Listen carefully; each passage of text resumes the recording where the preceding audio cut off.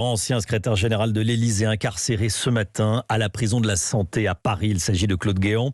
Il est incarcéré dans le cadre de l'affaire dite des primes de cabinet, quand il était directeur de cabinet du ministre de l'Intérieur, Nicolas Sarkozy à l'époque. Avant de retrouver l'avocat de Claude Guéant, qui a choisi Europe Midi pour s'exprimer, William Molinier, avec nous, du service police-justice. Bonjour Romain.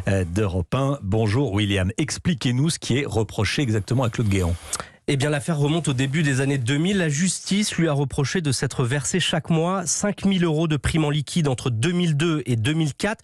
Des primes qui étaient alors prélevées sur une enveloppe destinée aux frais d'enquête et de surveillance des policiers. En clair, cet argent devait récompenser des policiers méritants.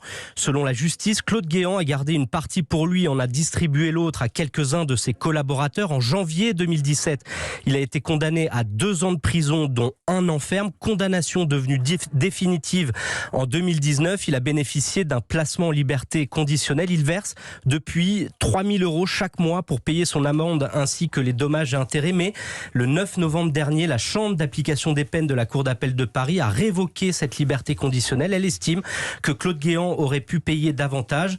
D'après le parquet national financier, il n'a réglé à ce stade que 36% de sa dette d'environ 190 000 € au Trésor public. Il s'est présenté ce matin au service de l'exécution des peines du parquet de Paris et donc a été incarcéré dans la foulée à la prison de la Santé. Sur le papier, il peut rester jusqu'à 9 mois derrière les barreaux. Merci beaucoup William Molinier. On est en direct avec Maître Philippe Bouchez-Elgozi, avocat de Claude Guéant. Bonjour Maître. Merci d'être avec nous. Votre client a 76 ans, Claude Guéant a 76 ans. Dans quel état est-il ? Il va même avoir 77 ans dans un mois, le 17 janvier. Il est dans un état évidemment d'abattement, parce que se retrouver à bientôt 77 ans dans la situation médicale difficile qu'il traverse actuellement, à vivre une incarcération au motif qu'il n'a pas payé assez, parce que le débat n'est pas de savoir s'il n'a pas payé sa dette. Il paye depuis 2 ans 3 000 € par mois au titre de la dette qu'il doit à l'État. Mais la révocation de son sursis qui vient d'être appelée a été ordonnée parce qu'on a considéré qu'il devrait payer plus. Le problème, c'est que pour payer plus, il faut avoir plus. Et il n'a pas cet argent. Donc aujourd'hui, il se retrouve incarcéré parce qu'on considère que les 3 000 € qu'il paye ne sont pas suffisants. On n'a pourtant pas établi qu'il avait plus d'argent pour payer. Donc la situation est évidemment extrêmement difficile à vivre pour lui, puisqu'il se retrouve incarcéré alors qu'il n'a pas les moyens de payer plus. Sur quoi se base la justice pour dire qu'il pourrait payer plus ?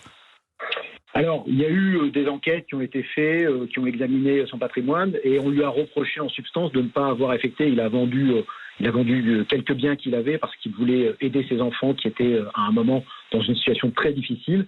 Et on lui a dit, finalement, il ne fallait peut-être pas aider vos enfants, il fallait d'abord favoriser le paiement de la dette de l'État, alors que lui considérait qu'en payant déjà 3 000 € par mois, il faisait ce qu'il pouvait faire. Voilà. 190 000 € à payer au total, c'est une somme effectivement, mais Claude Guéant a une belle carrière. Il ne peut pas verser d'un coup cette somme ?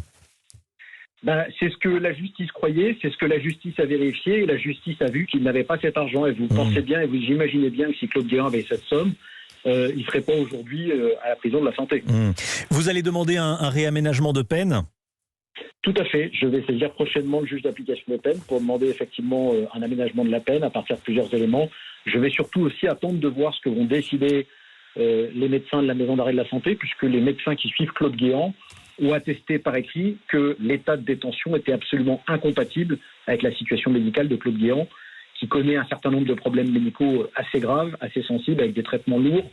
Et c'est la raison pour laquelle ses propres médecins considèrent qu'une incarcération n'est pas possible. On verra ce qu'en diront, bien sûr, évidemment, aujourd'hui, demain ou dans les prochains jours, les médecins de la maison d'arrêt. Bien sûr. Merci beaucoup, Maître Philippe.